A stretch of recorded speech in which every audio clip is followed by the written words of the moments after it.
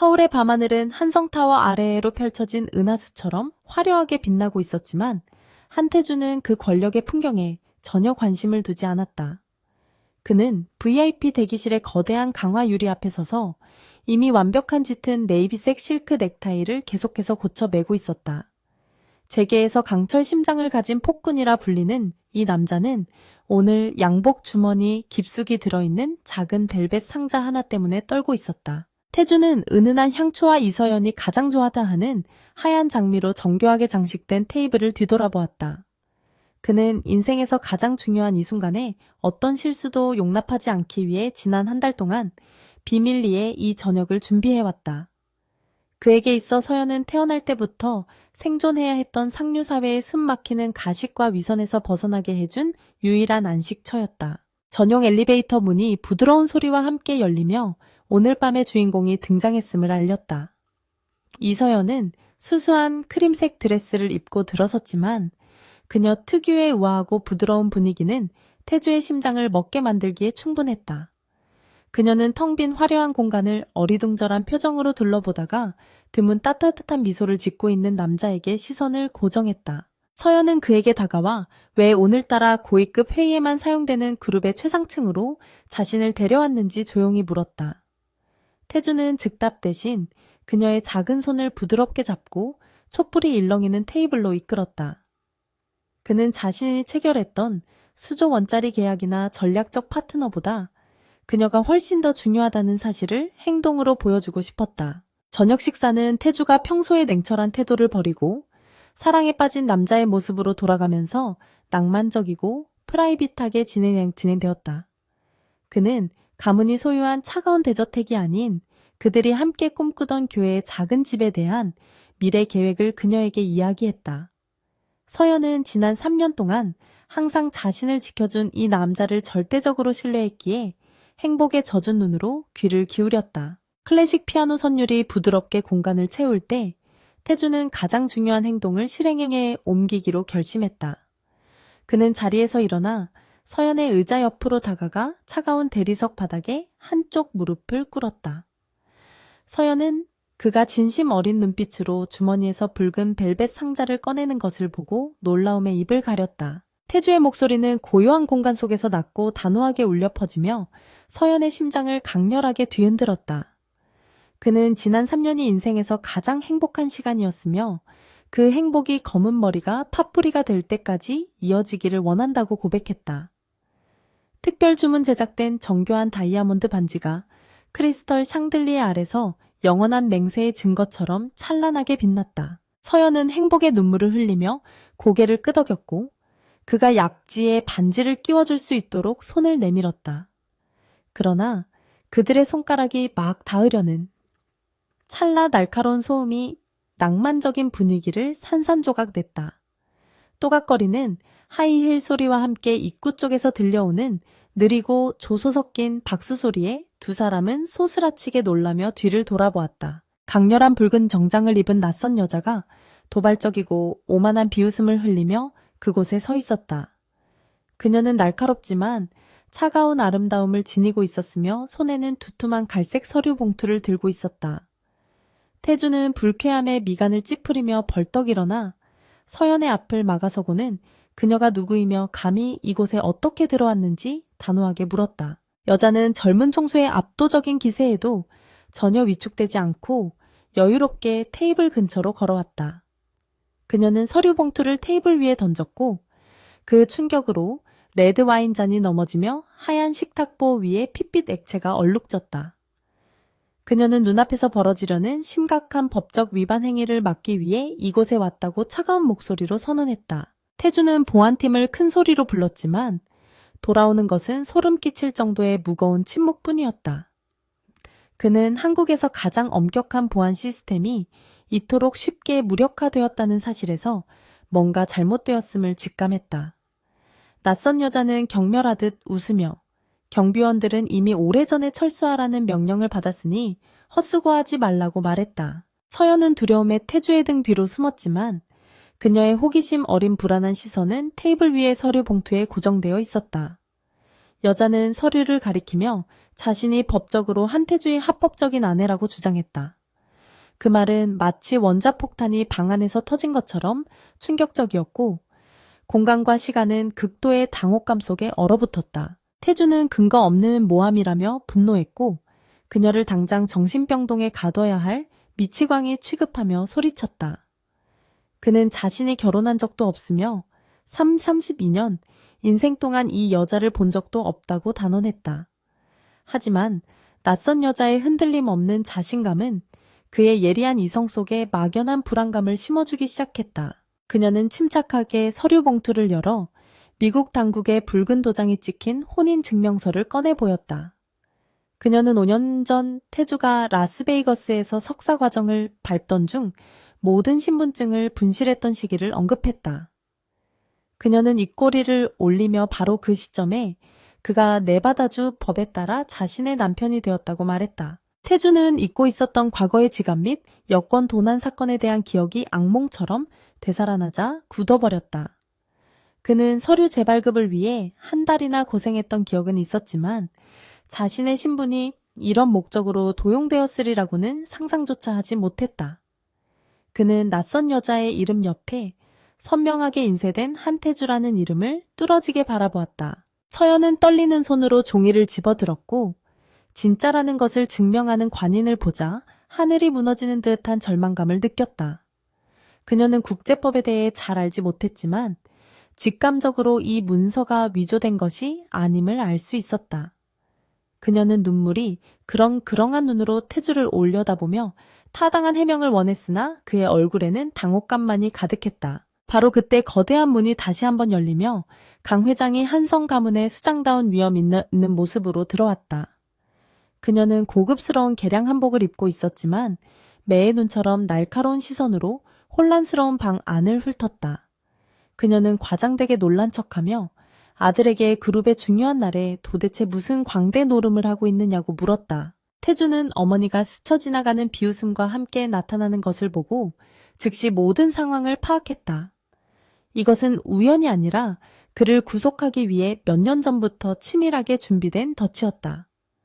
어머니는 그가 마음에 들지 않는 여자와 결혼하는 것을 막기 위해 도난당한 그의 신분을 이용해 유령 같은 결혼을 만들어낸 것이었다. 강 회장은 서연에게 다가가 사시나무 떨듯 떨고 있는 그녀의 손에서 혼인증명서를 부드럽게 빼앗았다.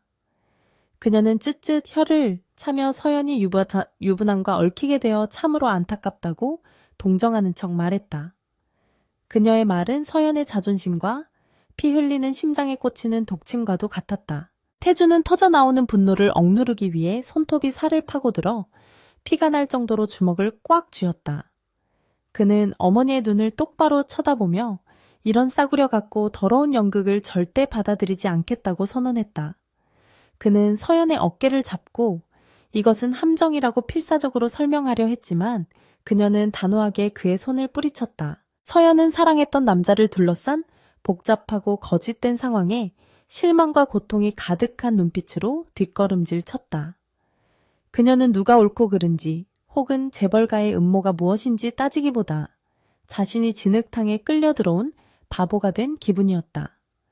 여자의 자존심은 서류상으로 다른 사람의 소유인 남자를 차지하기 위해 이곳에 서 있는 것을 허락하지 않았다. 낯선 여자는 태주에게 다가와 친밀하게 팔짱을 끼며 서연 앞에서 마치 기름을 붓듯 소유권을 주장했다. 태주는 그녀의 팔을 거칠게 뿌리쳤고 여자는 비틀거렸지만 승리감에 찬 미소는 여전히 입가에 머물러 있었다. 강 회장은 아들의 가장 약한 부분을 정확히 타격했다는 만족감으로 이 막장 드라마의 결말을 지켜보고 있었다. 서연은 테이블 위 벨벳 상자에 남겨진 다이아몬드 반지를 마지막으로 바라보고는 엘리베이터를 향해 빠르게 발걸음을 옮겼다. 눈물이 하염없이 흘러내렸지만 그녀는 잔인한 사람들 앞에서 소리내어 울지 않기 위해 입술을 깨물었다.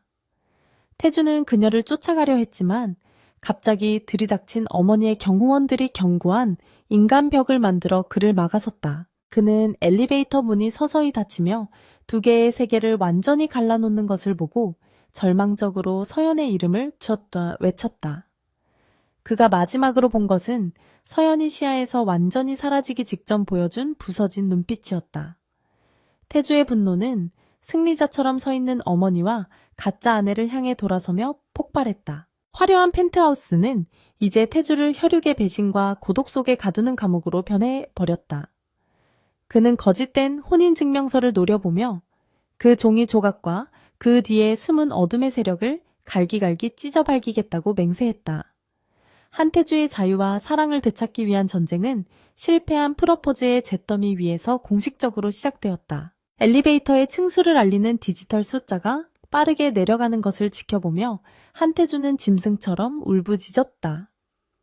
그는 자신을 가로막고 있는 경호원들의 팔을 거칠게 뿌리치려 했지만 그들은 꿈쩍도 하지 않았다. 어머니인 강 회장이 직접 고용한 최정계 요원들은 태주의 어릴 적 무술 스승들이기도 했기에 그의 움직임을 누구보다 잘 파악하고 있었다. 태주는 숨을 헐떡이며 뒤를 돌아 어머니와 그 옆에 서 있는 낯선 여자를 노려보았다. 그의 눈동자는 배신감과 분노로 인해 붉게 충혈되어 있었고 턱 근육은 끊어질 듯 팽팽하게 긴장되어 있었다. 방금 전까지 사랑하는 여인에게 영원한 사랑을 맹세하려던 로맨틱한 분위기는 차가운 지옥의 밑바닥으로 추락해버렸다. 강 회장은 우아하게 와인잔을 들어 올리며 아들의 절망을 감상하듯 바라보았다. 그녀는 태주가 지금 느끼는 고통이 가문을 위한 필수적인 예방주사라고 믿어 의심치 않았다. 그녀에게 있어 며느리란 아들의 사랑을 받는 존재가 아니라 한성그룹의 위상을 높여줄 또 하나의 비즈니스 파트너여야만 했다.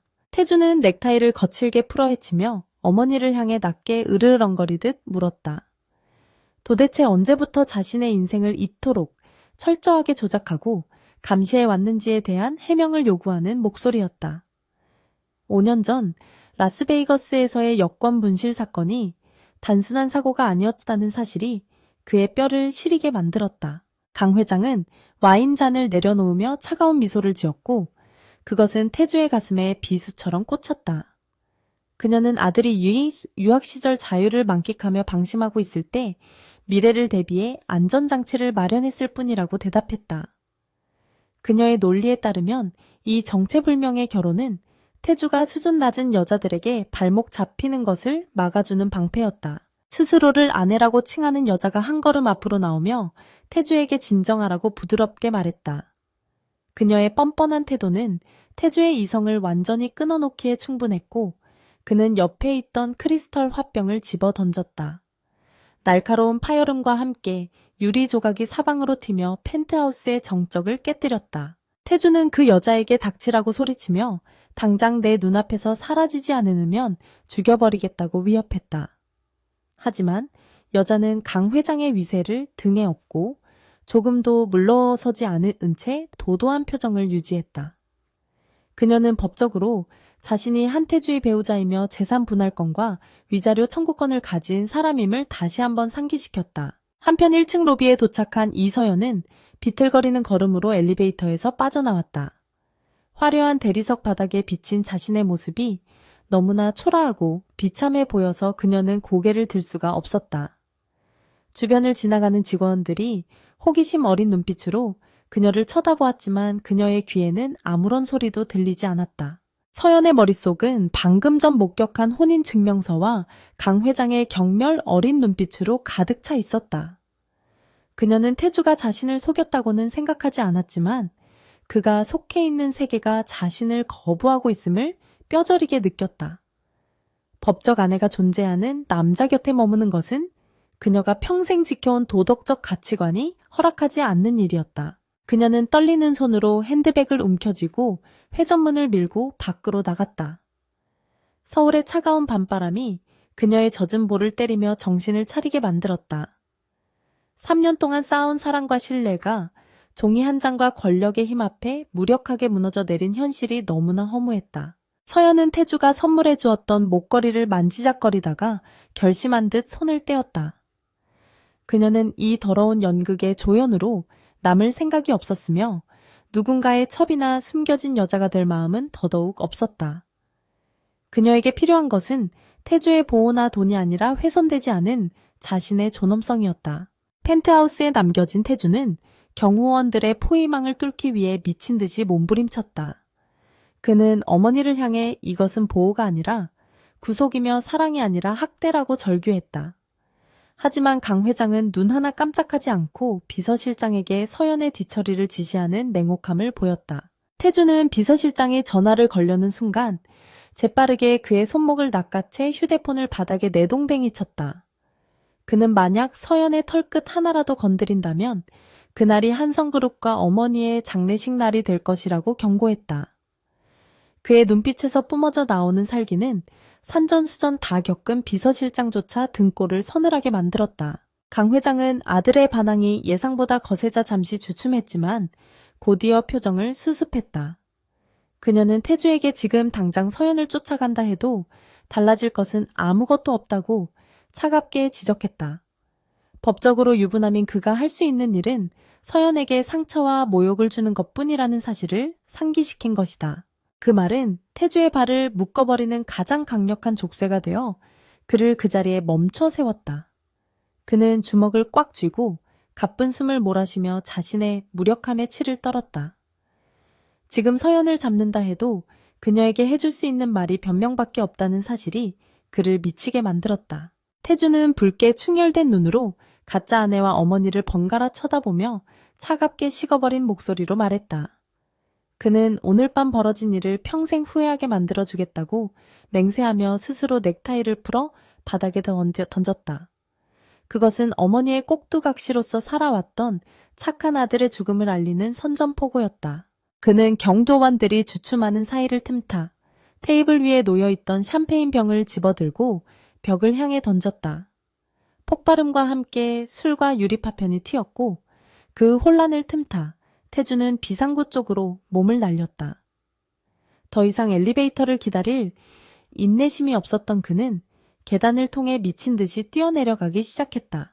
수십 층을 뛰어내려오며 태주의 머릿속은 오직 서연을 찾아야 한다는 일념뿐이었다. 그는 자신이 5년 전 잃어버렸던 것이 단순한 지갑이 아니라 자신의 인생 통제권이었음을 뒤늦게 깨달았다. 숨이 턱 끝까지 차오르고 다리가 후들거렸지만 그는 멈추지 않고 1층을 향해 질주했다. 롭에 도착한 태주는 땀으로 뒤범벅이 된 채 회전문을 박차고 밖으로 뛰쳐나갔다. 하지만 거리에는 이미 차가운 어둠만이 깔려 있었고 서연의 모습은 어디에도 보이지 않았다. 수많은 차량과 인파 속에서 그녀의 흔적을 찾는 것은 모래사장 위에서 바늘을 찾는 것과 같았다. 태주는 빗방울이 떨어지기 시작한 거리에 멍하니 서서 허공을 향해 서연의 이름을 불렀다. 이에 지나가는 사람들이 이상한 눈으로 그를 쳐다보았지만 대한민국 재계 서열 5위의 후계자는 그런 시선을 느낄 겨를이 없었다. 그는 주머니에서 휴대폰을 꺼내 서연에게 전화를 걸었지만 돌아오는 것은 전원이 꺼져 있다는 무미건조한 안내음뿐이었다. 그때 검은색 세단 한 대가 태주의 앞에 미끄러지듯 멈춰섰고 차창이 내려가며 강 회장의 비서가 나타났다. 그는 태주에게 젖은 옷을 갈아입고 회장님과 대화를 나누시라고 정중하지만 강압적으로 권유했다. 태주는 휴대폰을 꽉 쥐어 액정에 금이 가게 만들며 차갑게 그를 내려다보았다. 태주는 비서에게 당장 차를 꺼지게 하지 않으면 해고 이상의 것을 각오해야 할 것이라고 낮게 읊조렸다. 그는 더 이상 그룹의 시스템이나 어머니의 하수인들을 이용할 생각이 추호도 없었다. 지금부터 그는 철저하게 혼자가 되어 이 거대한 거짓의 성을 무너뜨릴 방법을 찾아야만 했다. 비가 굵어지면서 태주의 고급 수트가 젖어 들어갔지만 그는 그 자리에서 움직이지 않았다. 그는 빗물에 씻겨 내려가는 도시의 풍경을 바라보며 자신의 안이했던 태도를 뼈저리게 반성했다. 사랑하는 여자를 지키기 위해서는 단순히 마음만으로는 부족하며 압도적인 힘과 교활한 전략이 필요함을 깨달았다. 태주는 빗속을 걸으며 자신이 알고 있는 어둠의 정보원에게 전화를 걸기 위해 다른 번호를 눌렀다. 공식적인 라인은 모두 어머니의 감시에 있을 것이 분명했기에 그는 과거에 구축해둔 비선 라인을 가동하기로 했다. 신호음이 가는 동안 그의 눈빛은 아까의 절망에서 벗어나 사냥감을 노리는 맹수의 것으로 변해 있었다. 통화가 연결되자 태주는 짧고 간결하게 지시를 내리며 5년 전 라스베이거스의 기록을 전부 뒤지라고 명령했다. 그는 그 여자의 정체와 어머니가 자금을 어떻게 세탁하여 이 일을 꾸몄는지, 낱낱이 파헤칠 생각이었다. 이것은 단순한 이혼 소송이 아니라 자신의 인생을 건 전쟁의 서막이었다. 서연은 택시 뒷좌석에 앉아 창밖으로 흐르는 빗물과 눈물을 구분하지 못한 채 흐느끼고 있었다. 그녀는 휴대폰 배터리를 분리해 가방 깊숙이 넣어두며 태주와의 연결고리를 스스로 끊어내려 했다. 지금 그녀에게 필요한 것은 그의 목소리가 아니라 무너진 자존감을 추스르고 현실을 직시할 수 있는 시간이었다. 택시기사가 백미러로 힐끔거리며 괜찮냐고 물었지만 서연은 아무 대답도 하지 못하고 고개만 저었다. 그녀는 태주가 자신을 찾지 못할 곳으로 가야 한다고 생각하며 목적지를 변경했다. 그것은 그녀가 태주를 만나기 전 살았던 낡고 좁지만 온전히 자신만의 공간이었던 옥탑방이 있는 동네였다. 태주는 비를 맞으며 한성타워를 올려다보았고 꼭대기층 펜트하우스의 불빛이 그를 비웃듯 반짝거렸다. 그는 그곳에 있는 어머니와 가짜 아내가 승리의 샴페인을 터뜨리고 있을 장면을 상상하며 이를 갈았다. 그는 반드시 그들이 가장 소중히 여기는 것들을 빼앗아 처참하게 짓밟아 주겠다고 다짐했다. 서울의 번화가 뒷골목에 위치한 허름한 건물 지하에는 간판도 없는 낡은 철문 하나가 굳게 닫혀 있었다. 한태주는 젖은 코트를 걸친 채 그 문 앞에 서서 특정한 리듬으로 노크를 했다. 잠시 후 육중한 철문이 삐걱거리는 소리와 함께 열렸고 매캐한 담배 연기와 함께 수십 개의 모니터가 내뿜는 푸른 불빛이 새어나왔다. 이곳은 그가 그룹의 전산망을 우회하여 비밀리에 구축해놓은 정보 수집의 심장부였다. 방 안에는 헝클어진 머리에 뿔테 안경을 쓴 마른 체격의 남자가 키보드를 두드리고 있었는데 그는 태주가 유일하게 신뢰하는 해커인 민혁이었다. 민혁은 태주를 보자마자 말없이 턱짓으로 의자를 가리키며 모니터 화면 중 하나를 확대했다. 그 화면에는 5년 전 라스베이거스의 한 허름한 결혼 등기소 CCTV 영상이 흐릿하게 재생되고 있었다. 태주는 화면 속에서 술에 취해 비틀거리는 자신과 그를 부축하고 있는 낯선 여자의 모습을 뚫어지게 바라보았다. 영상 속의 태주는 의식이 거의 없는 상태였고 여자는 교묘하게 태주의 손을 잡고 서류에 서명하게 만들고 있었다. 화질은 좋지 않았지만 그 여자가 펜트하우스에 나타났던 자칭 아내와 동일 인물임은 명백했다. 민혁은 타자를 멈추지 않으며 당시 태주가 묵었던 호텔의 보안 기록과 카드 사용 내역을 띄웠다. 태주가 지갑을 잃어버렸다고 신고했던 그날 밤 누군가 그의 신용카드로 결혼 수수료를 결제한 기록이 남아 있었다. 그것은 단순한 분실 사고가 아니라 태주를 만취하게 만들고 소지품을 빼돌려 계획적으로 꾸민 범죄였다. 태주는 주먹으로 책상을 내리치며 5년 전 자신의 안일함과 방심을 저주했다. 그는 당시 유학 생활에 자유에 취해 경계를 풀었었고 어머니는 그 틈을 놓치지 않고 미래의 족쇄를 채웠던 것이다. 강 회장의 치밀함은 아들이 언제 반항할지 모른다는 가정에 수년 전부터 시나리오를 준비해둘 정도로 소름 끼쳤다. 민혁은 태주에게 더 충격적인 사실을 알려주기 위해 또 다른 창을 열었다. 결혼증명서에 서명된 증인 2명의 신원을 추적한 결과 그들은 현재 한성그룹의 미국 지사에서 고위직을 맡고 있는 인물들이었다. 어머니는 낯선 타인이 아닌 가장 충성스러운 가신들을 이용하여 이 사기극을 법적으로 완벽하게 포장해 두었다. 태주는 차가운 캔커피를 단숨에 들이키며 끓어오르는 분노를 이성의 힘으로 눌러 담았다. 이제 적의 정체와 수법은 파악되었으니 그들이 숨기고 있는 연결, 고리를 끊어낼 차례였다.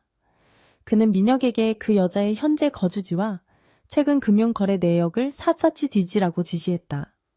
그녀가 돈을 받고 움직이는 꼭두각시라면 반드시 돈의 흐름 속에 꼬리가 잡힐 것이 분명했다. 한편 이서연은 서울 외곽의 낡은 다세대 주택 옥탑방에서 뜬 눈으로 밤을 지새웠다. 보일러가 고장난 냉기가 도는 방바닥에 웅크리고 앉아 그녀는 멍하니 천장의 얼룩을 바라보았다. 화려한 샹들리에와 따뜻했던 태주의 품에서 순식간에 곰팡이 냄새나는 현실로 돌아온 것이 마치 꿈만 같았다. 그녀의 휴대폰은 배터리가 분리된 채 책상 구석에 처박혀 있었지만 머릿속에서는 끊임없이 벨소리가 들리는 듯했다. 태주가 걱정할 것을 알면서도 그녀는 연락할 용기를 낼 수가 없었다. 그와 다시 연결되는 순간 감당해야 할 모욕과 법적인 진흙탕 싸움이 그녀를 숨막히게 했다. 아침 햇살이 창틈으로 비집고 들어올 때쯤 좁은 골목길에 어울리지 않는 검은색 고급 세단 2대가 멈춰 섰다. 정장을 입은 건장한 남자들이 차에서 내려 서연이 살고 있는 건물 입구를 에워쌌다. 동네 주민들이 웅성거리며 쳐다보았지만 그들은 아랑곳하지 않고 옥탑방으로 이어지는 계단을 올랐다. 서연은 문 밖에서 들리는 묵직한 발걸음 소리에 본능적으로 몸을 떨었다. 그녀는 숨을 죽이고 문고리를 바라보았지만 곧이어 정중하면서도 위압적인 노크 소리가 좁은 방 안을 울렸다. 문이 열리자 강 회장의 비서실장이 무표정한 얼굴로 서 있었고 그 뒤로 경호원들이 위협적으로 버티고 있었다. 비서실장은 허락도 없이 좁은 방 안으로 들어와 신발을 신은 채 방바닥을 밟았다. 그는 서연의 누추한 살림살이를 경멸 어린 눈으로 훑어보며 마치 오물이라도 본 듯 미간을 찌푸렸다.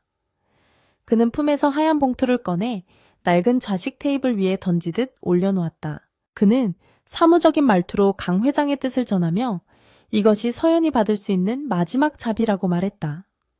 봉투 안에는 평범한 직장인이 평생 만져보지 못할 액수의 수표가 들어있었다. 조건은 간단했는데 당장 한국을 떠나 다시는 한태주의 눈앞에 나타나지 말라는 것이었다. 서연은 수표를 바라보며 모멸감에 입술을 깨물어 피가 배어나왔다.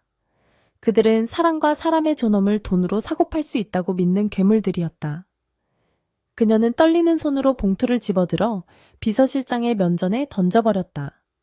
하얀 종이들이 허공에 흩날리며 바닥으로 떨어졌다. 비서실장은 흩어진 수표를 보며 헛웃음을 지었고 서연의 무모함을 비웃었다.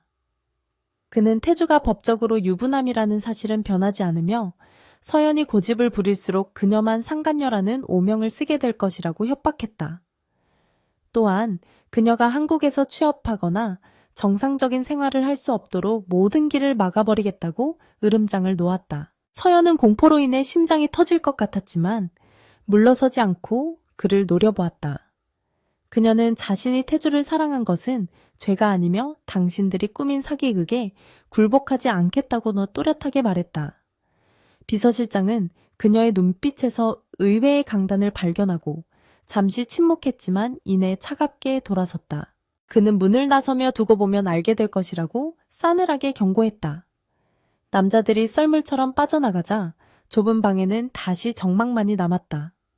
서연은 다리에 힘이 풀려 주저앉았고 참았던 울음을 터뜨리며 바닥을 쳤다.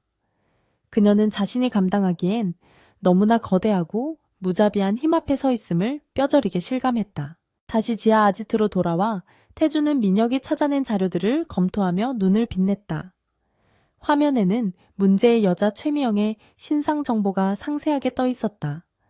그녀는 한때 촉망받던 무명 배우였으나 도박 빚으로 인해 사채업자들에게 쫓기던 신세였다가 5년 전 갑자기 모든 빚을 청산하고 잠적했었다. 태주는 그녀가 최근 강남의 고급 빌라에 입주했으며 그녀의 계좌로 매달 거액의 현금이 입금되고 있다는 사실을 확인했다. 입금 자명은 유령회 회사였지만 자금 추적 결과 그 뿌리는 강 회장이 관리하는 비자금 재단임이 드러났다. 이것은 명백한 증거였지만 법정에서 인정받기 위해서는 더 확실한 물증과 증언이 필요했다. 태주는 자리에서 일어나 코트를 걸치며 민혁에게 최미영의 현재 위치를 실시간으로 추적하라고 지시했다. 그는 직접 그녀를 찾아가 단판을 지을 생각이었다. 어머니가 돈으로 그녀를 매수했다면 자신은 공포와 생존 본능을 자극하여 그녀의 입을 열게 만들 계획이었다. 그때 태주의 대포폰이 진동했고 낯선 번호가 액정에 떴다. 전화를 받자 수화기 너머로 서연의 옥탑방 주변을 감시하라고 붙여둔 사설 경호원의 다급한 목소리가 들려왔다. 그는 방금 강 회장의 비서실장이 다녀갔으며 분위기가 심상치 않았다고 보고했다. 태주의 표정이 순식간에 굳어졌고 손에 쥔 휴대폰이 으스러질 듯 소리를 냈다. 그는 어머니가 서연을 건드리지 말라는 자신의 경고를 무시하고 선을 넘었다는 사실에 분노가 머리끝까지 치솟았다.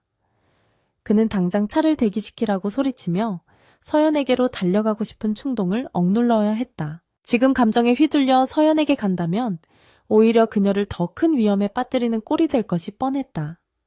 태주는 이를 악물고 핸들을 꺾어 최미영이 숨어있는 강남의 빌라촌으로 향했다. 서연을 지키는 가장 빠른 길은 이 지긋지긋한 연극의 주연 배우를 무대에서 끌어내리는 것뿐이었다. 최미영은 자신의 고급 빌라에서 와인을 마시며 텔레비전을 보고 있었다. 그녀는 한성그룹의 며느리라는 타이틀을 잠시나마 즐기며 강 회장이 약속한 성공 보수를 꿈꾸고 있었다. 하지만 현관 초인종이 울리고 인터폰 화면에 한태주의 살기 등등한 얼굴이 나타나자 그녀의 여유는 순식간에 공포로 바뀌었다. 그녀는 없는 척하려 했지만 태주는 문을 부술 기세로 두드리며 당장 열지 않으면 경찰을 대동하고 오겠다고 위협했다. 최미영은 떨리는 손으로 문을 열어줄 수밖에 없었고 태주는 성난 황소처럼 집 안으로 들이닥쳤다. 그는 거실 탁자 위에 놓인 와인병을 보며 비릿한 미소를 지었다. 태주는 소파에 앉아 최미영을 내려다보며 단도직입적으로 물었다. 얼마를 받았는지, 그리고 앞으로 닥칠 감옥 생활을 감당할 수 있겠느냐는 질문이었다. 최미영은 강 회장이 자신을 지켜줄 것이라고 항변했지만 목소리는 형편없이 떨리고 있었다. 태주는 휴대폰을 꺼내 민혁이 보내준 자료들을 그녀의 눈앞에 들이밀었다. 거기에는 그녀가 과거에 저질렀던 도박 전과와 사채빚 그리고 강 회장 측으로부터 받은 불법 자금의 내역이 적나라하게 담겨 있었다. 태주는 이 자료가 검찰에 넘어가는 순간 강 회장은 꼬리 자르기를 할 것이고 모든 죄는 당신이 뒤집어 쓰게 될 것이라고 차갑게 경고했다. 최미영의 얼굴이 사색이 되었고 그녀는 비로소 자신이 거대한 권력 싸움의 일회용 말판에 불과하다는 것을 깨달았다. 태주는 그녀에게 선택지를 주었다.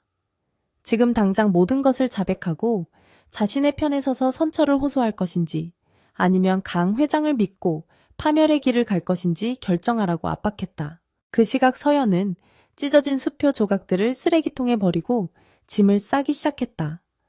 그녀는 도망치기 위해서가 아니라 싸우기 위해 준비를 하고 있었다. 그녀는 대학 시절 법학을 부전공했던 기억을 되살려 무료 법률 상담소를 찾아가 자신의 상황을 상담해보기로 결심했다. 서연은 더 이상 울지 않기로 다짐하며 거울 속에 자신을 바라보았다. 그녀의 눈은 퉁퉁 부어 있었지만 그 안에는 전에 없던 도끼가 서려 있었다.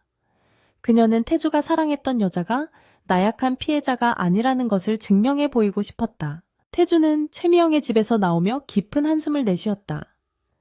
그녀는 아직 확답을 주지 않고 시간을 달라고 애원했지만 그녀의 흔들리는 눈빛에서 승기를 잡았음을 확신했다.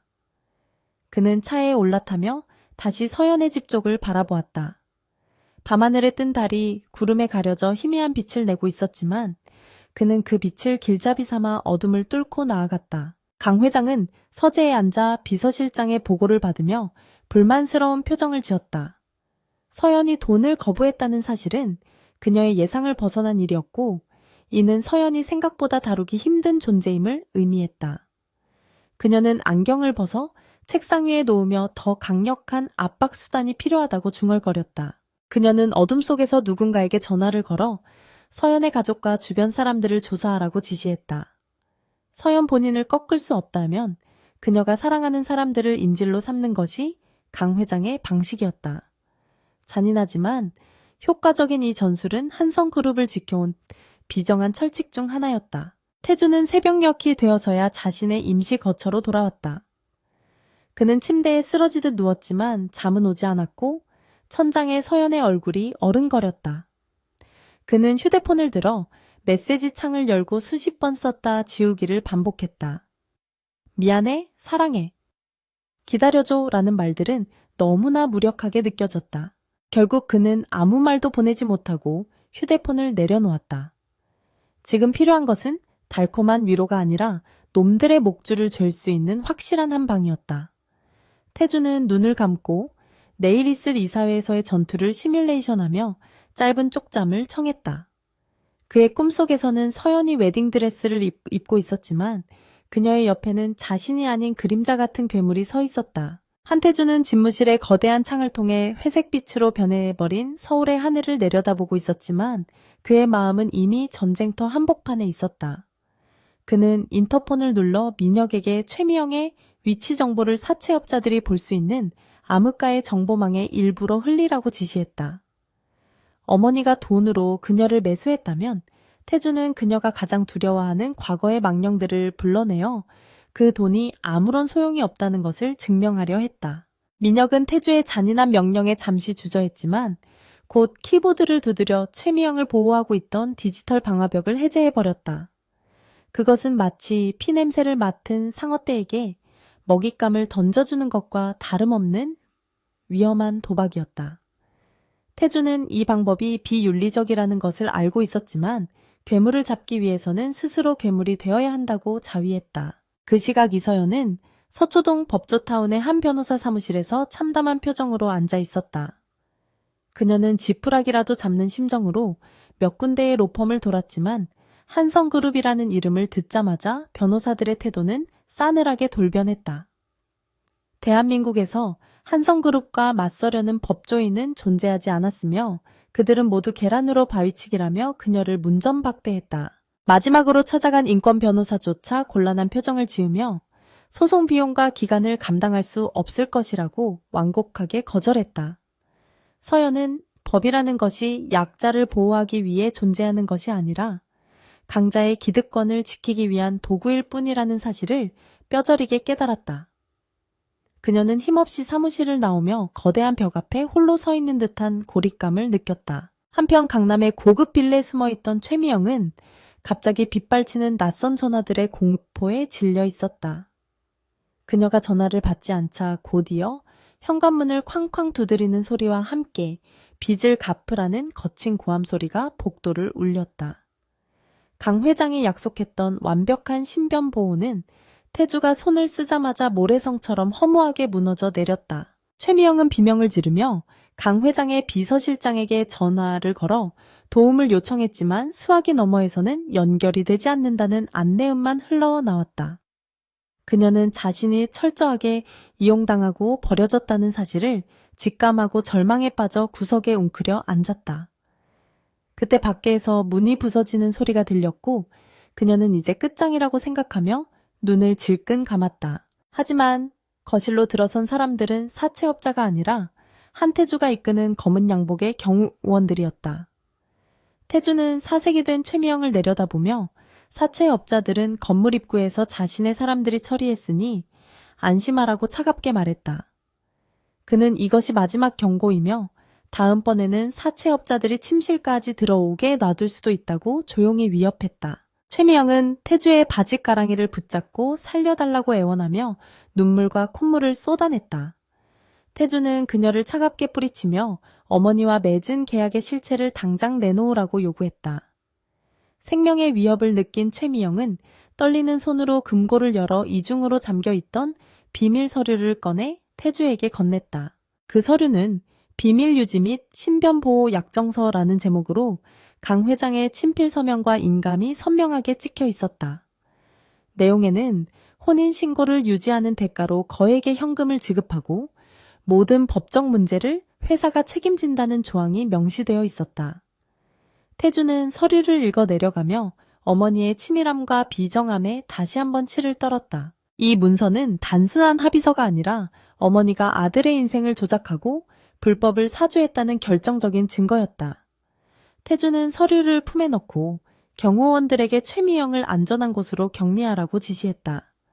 그녀는 이제 어머니를 공격할 가장 날카로운 칼이자 반드시 보호해야 할 핵심 증인이 되었다. 태주는 곧바로 차를 돌려 한성그룹 본사로 향하며 심장이 터질 듯한 분노를 억누르려 애썼다. 그는 더 이상 어머니를 가족으로 대할 수 없었으며 오직 타도해야 할 적대적인 경영자로만 인식하기로 했다. 회장실로 향하는 전용 엘리베이터 안에서 그는 거울에 비친 자신의 냉혹한 눈빛을 마주했다. 회장실의 육중한 문이 열리자 강 회장은 창밖을 바라보며 마치 태주가 올 것을 예상했다는 듯 여유롭게 돌아섰다. 그녀는 아들이 들이미는 비밀 약정서를 보고도 눈 하나 깜짝하지 않고 우아하게 차를 마셨다. 그녀는 그것이 가문을 지키기 위한 어쩔 수 없는 선택이었으며 태주가 언젠가는 자신의 깊은 뜻을 이해할 것이라고 뻔뻔하게 말했다. 태주는 어머니의 책상 위에 서류 사본을 내던지며 이것이 범죄라는 사실을 모르냐고 소리쳤다. 그는 어머니의 뒤틀린 모성애가 자신의 행복을 짓밟았고 사랑하는 여자를 지옥으로 밀어넣었다고 비난했다. 하지만 강 회장은 오히려 서연이 태주의 약점이며 그 여자가 사라져야 태주가 진정한 후계자로 완성된다고 반박했다. 점리스 제이트 진지한 베이스케다. 두 사람 사이의 공기는 팽팽하게 당겨진 활시위처럼 긴장감으로 가득 찼고 비서들은 숨소리조차 내지 못하고 고개를 숙였다. 태주는 어머니에게 당장 이 가짜 결혼을 무효화하고 서연에게 사과하지 않으면 이 문서를 검찰과 언론에 공개하겠다고 선전포고했다. 그것은 그룹의 주가가 폭락하고 경영권이 흔들릴 수 있는 자폭 공격이나 다름없었다. 강 회장은 찻잔을 내려놓으며 태주를 비웃듯 바라보았고 감히 어머니를 협박하는 거냐고 낮게 읊조렸다.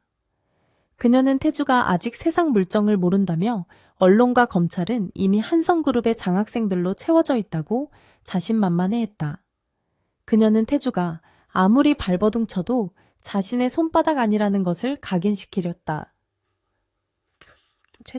태주는 어머니의 오만에 질려버렸지만 물러서지 않고 눈을 똑바로 마주하며 대답했다.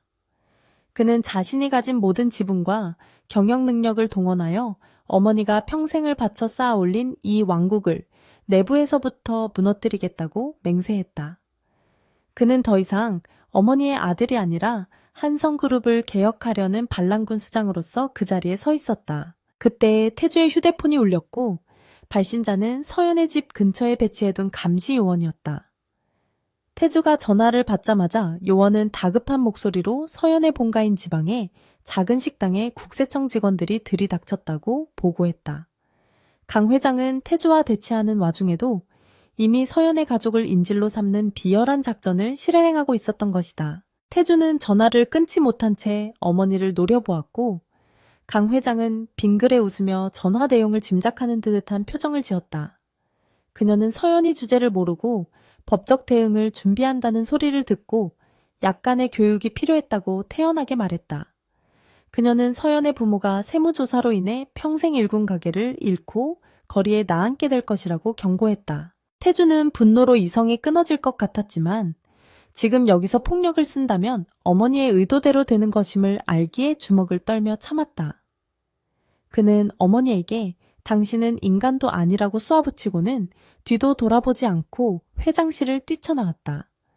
지금 가장 시급한 것은 공포에 떨고 있을 서연과 그녀의 가족을 보호하는 일이었다. 서연은 부모님의 다급한 전화를 받고 사색이 되어 옥탑방을 뛰쳐나와 버스터미널로 향하고 있었다. 그녀는 자신의 사랑이 부모님에게까지 화를 미쳤다는 사실에 죄책감으로 가슴이 찢어지는 듯했다.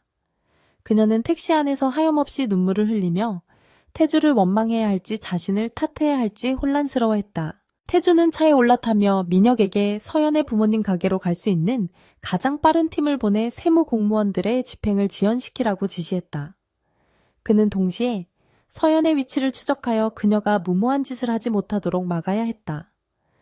서울의 퇴근길 정체는 그의 마음을 더욱 타들어가게 만들었고 그는 연신 클락션을 울리며 차들 사이를 고개하듯 빠져나갔다. 강 회장은 태주가 나간 문을 바라보며 비서실장에게 다음 단계의 작전을 지시했다.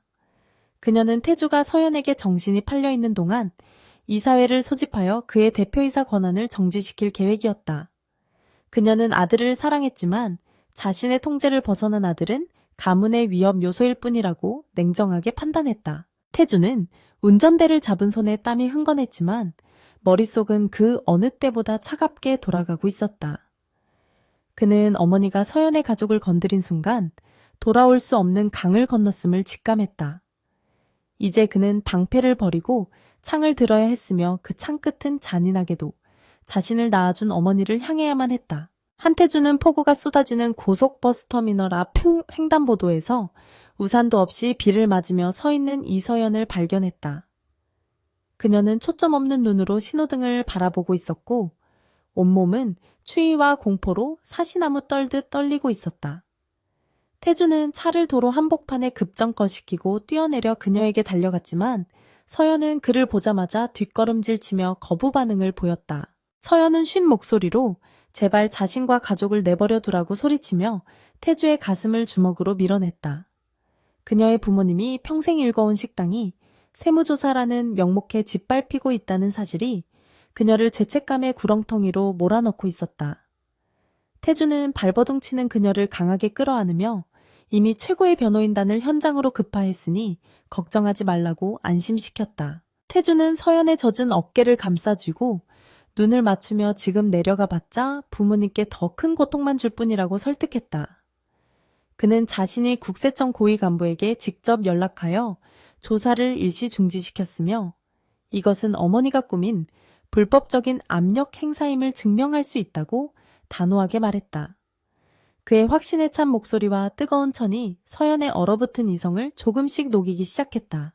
서연은 태주의 품에서 힘이 빠진 채 왜 우리가 이런 고통을 겪어야 하냐며 울먹였고 태주는 가슴이 찢어지는 듯한 아픔을 느꼈다. 그는 서연을 자신의 차 조수석에 태우고 미리 준비해둔 안전가옥으로 차를 몰았다. 그곳은 그룹의 감시망이 닿지 않는 태주만의 비밀 별장으로 서연과 그녀의 가족을 보호하기 위한 유일한 요새였다. 별장에 도착한 태주는 서연에게 따뜻한 차를 건네며 자신이 확보한 강 회장의 비밀 약정서 사본을 보여주었다. 그는 이것이 단순한 이혼 소송의 증거가 아니라 강 회장의 왕국을 무너뜨릴 핵폭탄 기폭제라고 설명했다. 서연은 서류에 적힌 잔인한 조항들을 읽으며 태주가 그동안 얼마나 외롭고 치열한 싸움을 준비해왔는지 깨닫게 되었다. 태주는 서연의 손을 잡고 이번 싸움이 끝나면 한성그룹이라는 거대한 짐을 내려놓고 온전히 한 남자로서 그녀 곁에 서겠다고 맹세했다. 그는 더 이상 가문의 꼭두각시가 아닌 자신의 인생을 스스로 개척하는 독립된 인간이 되기로 결심했음을 고백했다. 서연은 그의 눈빛에서 흔들리지 않는 결의를 보았고 마지막으로 그를 믿어보기로 마음먹었다. 서연을 안전하게 피신시킨 태주는 다시 서울의 어둠 속으로 돌아와 민혁이 기다리고 있는 지하 아지트로 향했다. 민혁은 밤샘 작업으로 퀭한 눈을 하고 있었지만 모니터 화면을 가리키며 승리의 미소를 지어 보였다. 그는 강 회장이 최미영에게 건넨 자금의 출처가 페이퍼 컴퍼니를 통해 세탁된 비자금 계좌임을 완벽하게 추적해냈다. 더욱 충격적인 것은 그 비자금 장부 속에 현재 한성그룹 이사회의 주요 멤버들에게 건네진 뇌물 리스트가 포함되어 있다는 사실이었다. 강 회장은 이사들의 약점을 잡거나 돈으로 매수하여 자신의 독재 체제를 공고히 유지해 왔던 것이다. 태주는 이 명단이야말로 내일 있을 이사회에서 어머니의 목을 조를 수 있는 결정적인 올감이라고 확신했다. 태주는 민혁에게 이 모든 자료를 보기 좋게 정리하여 내일 아침까지 프레젠테이션 파일로 만들라고 지시했다. 그는 그룹의 주가가 폭락하고 대외 신인도가 추락할 것을 각오하고 썩은 살을 도려내는 대수술을 감행하기로 했다. 그것은 자칫하면 자신도 함께 파멸할 수 있는 위험한 도박이었지만 다른 선택지는 존재하지 않았다. 한편 강 회장은 태주가 서연을 데리고 잠적했다는 보고를 받고 코웃음을 치며 와인을 즐기고 있었다. 그녀는 아들이 사랑 노름에 빠져 이사회를 포기할 것이라고 오판하고 있었으며 내일이면 태주의 대표이사직을 박탈하고 경영권을 완전히 회수할 계획이었다. 그녀는 자신의 완벽한 통제력에 도취되어 다가오는 파멸의 그림자를 전혀 감지하지 못하고 있었다. 새벽 3시가 넘은 시각, 태주는 아지트의 소파에 앉아 넥타이를 매만지며 전운이 감도는 고요함을 즐기고 있었다. 그는 자신의 인생을 망가뜨린 것이 다름 아닌 혈육이라는 사실에 씁쓸함을 느꼈지만 이제는 감상을 버려야 할 때였다. 그는 테이블 위에 놓인 권총을 바라보다가 대신 날카롭게 벼려진 이성이라는 무기를 선택했다. 태주는 서연에게 짧은 메시지를 보내 부모님은 안전하게 보호받고 있으니 안심하고 푹 자라는 말을 남겼다. 그는 휴대폰을 끄고 내일 이사회에서 내뱉을 한마디 한마디를 머릿속으로 시뮬레이션하며 차가운 물로 세수를 했다. 거울 속에 비친 그의 얼굴은 더 이상 유약한 재벌, 3세가 아닌 먹잇감을 노리는 냉혹한 승부사의 모습이었다. 아침 해가 밝아오자 여의도 한성타워 주변에는 긴장감이 감돌기 시작했고 검은 세단들이 줄지어 들어오고 있었다. 이사들은 강 회장의 호출을 받고 영문도 모른 채 회의실로 모여들었고 그들의 표정에는 불안감이 역력했다. 태주는 말끔한 수트를 차려입고 결전의 장소로 향하는 차 안에서 깊은 숨을 들이마셨다. 롭에 들어선 태주를 직원들이 놀란 눈으로 쳐다보았지만 그는 앞만 보고 걸으며 전용 엘리베이터에 올랐다. 그의 뒤에는 민혁이 건넨 USB가 든 서류 가방을 든 비서가 긴장된 표정으로 따르고 있었다. 엘리베이터의 숫자가 올라갈수록 태주의 심장 박동은 차분해졌고 머릿속은 얼음장처럼 차갑게 정리되었다. 회의실 문이 열리기 직전 태주는 잠시 멈춰서서 옷매무새를 다듬고 눈을 감았다 떴다. 오늘 이 문을 열고 들어가면 다시는 예전의 삶으로 돌아갈 수 없다는 것을 그는 누구보다 잘 알고 있었다. 그는 망설임 없이 육중한 문을 밀어젖혔고 회의실 안의 모든 시선이 그에게 쏠렸다. 강 회장은 상석에 앉아 여유로운 미소로 아들을 맞이하며 늦게라도 와서 다행이라고 비꼬았다. 그녀는 태주에게 자진 사임서에 서명하면 서영과 조용히 살게 해주겠다는 마지막 유혹을 던졌다. 하지만 태주는 묵묵부답으로 자신의 자리에 걸어가 앉으며 서류 가방을 책상 위에 올려놓았다. 이사들은 모자간의 살벌한 기싸움에 숨을 죽이고 눈치를 보느라 바빴고 회의실 공기는 무겁게 가라앉았다. 태주는 마이크를 켜고 차분하지만 힘있는 목소리로 오늘의 안건을 수정하겠다고 선언했다. 그는 자신의 해임만이 아니라 강 회장의 불법 비자금 조성 및 배임 혐의에 대한 긴급 감사가 주된 의제가 되어야 한다고 말했다. 강 회장의 표정이 순식간에 일그러지며 태주에게 당장 나가라고 소리쳤지만 태주는 눈 하나 깜짝하지 않았다. 그는 비서에게 신호를 보냈고 회의실 전면의 대형 스크린에 민혁이 준비한 자금 추적 차트가 띄워졌다. 붉은색 선들이 복잡하게 얽힌 그래프는 강 회장과 이 자리에 있는 이사들의 검은 커넥션을 적나라하게 보여주고 있었다. 이사들은 자신들의 이름이 거론되자 웅성거기 시작했고 당황한 기색을 감추지 못하며 서로를 쳐다보았다. 태주는 자리에서 일어나 스크린을 가리키며 이 자료가 지금 검찰청 특수부에도 동시에 전송되었다고 거짓말을 보탰다. 그것은 공포를 극대화하여 적들을 내부 분열시키기 위한 고도의 심리전이었다. 강 회장은 부들부들 떨며 태주에게 네가 감히 나를 배신하느냐고 악을 썼지만 태주는 차갑게 응수했다. 그는 이것은 배신이 아니라 한성성 그룹을 정상화하기 위한 정당한 경영활동이라고 일갈했다. 그는 이제 선택은 이사들의 몫이라며 강 회장과 함께 침몰할 것인지 아니면 새로운 리더와 함께 생존할 것인지 결정하라고 압박했다. 회의실은 아수라장이 되었고 강 회장의 완벽했던 통제력에 거대한 균열이 가기 시작했다. 태주는 혼란스러운 틈을 타 강 회장의 최측근 이사에게 다가가 귓속말로 거래를 제안했다. 살고 싶으면 지금 당장 강 회장의 해임안에 동의하라는 악마의 속삭임이었다. 회의실 안은 마치 폭풍 전야의 바다처럼 무거운 침묵과 거친 숨소리만이 교차하고 있었다. 스크린에 띄워진 비자금 장부는 그곳에 모인 이사들의 목숨줄을 쥐고 흔드는 사신과도 같았다.